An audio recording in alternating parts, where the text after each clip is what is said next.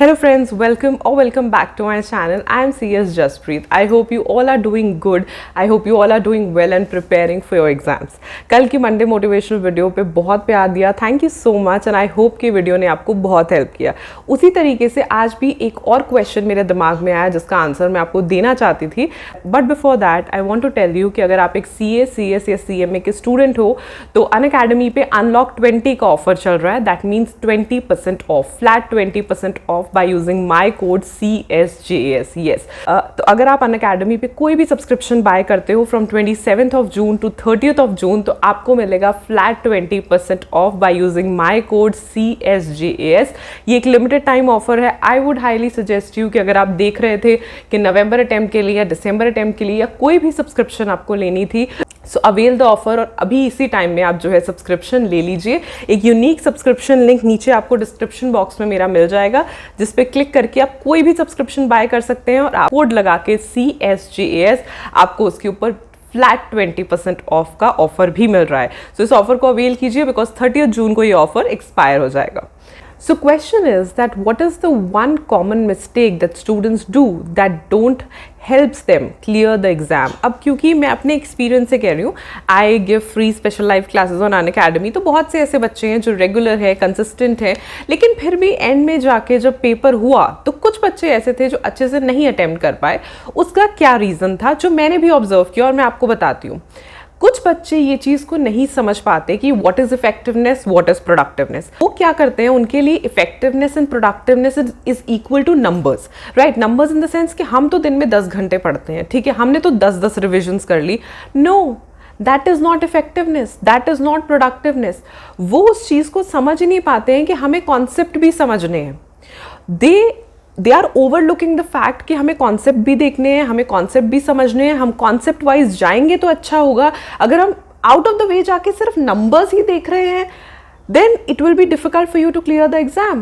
Right, तो पहली बात, आई ऑलवेज से दिस, चाहे आप दिन में 1 घंटा भी पढ़ो, अच्छे से होना चाहिए. Effectiveness, productiveness, whatever you are doing that should be productive enough. ऐसा कि हाँ भाई पढ़ा, मुझे समझ आया.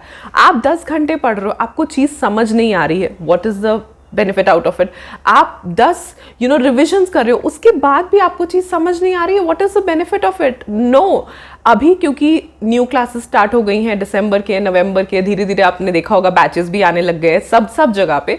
सो I would really suggest you कि अगर आप नवंबर के या दिसंबर के स्टूडेंट हो तो प्लीज़ एक चीज़ अपने दिमाग में रखो कि जो भी पढ़ो, जो भी सुनो, जो भी करो, प्लीज़ कॉन्सेप्ट अपने क्लियर करो. अगर नहीं समझ आता तो टीचर से पूछो. Right, teachers will always answer you. कोई कहीं पे आपको डाउट हो रहा है, कहीं पे आपको कंफ्यूजन हो रही है, आस्क योर टीचर.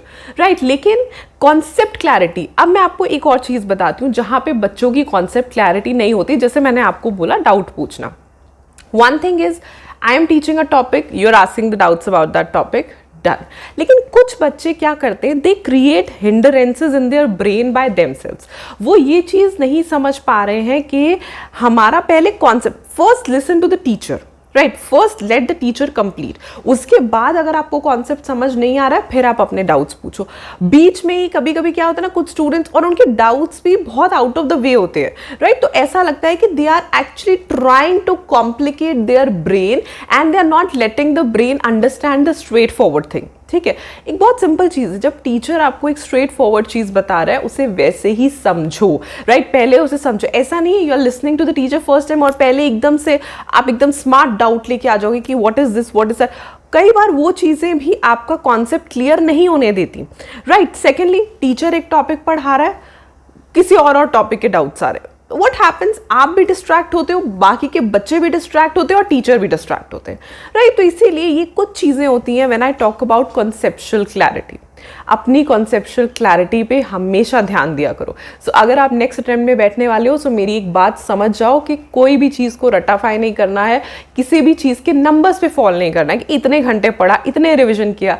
एक क्वेश्चन अपने आप से पूछना है, क्या मेरी कॉन्सेप्चुअल क्लैरिटी है, और ये गलती इस बार नहीं करनी, और इस बार नवंबर, दिसंबर या किसी भी अटेम्प्ट में बैठना है तो क्लियर होना ही होना है. All the best.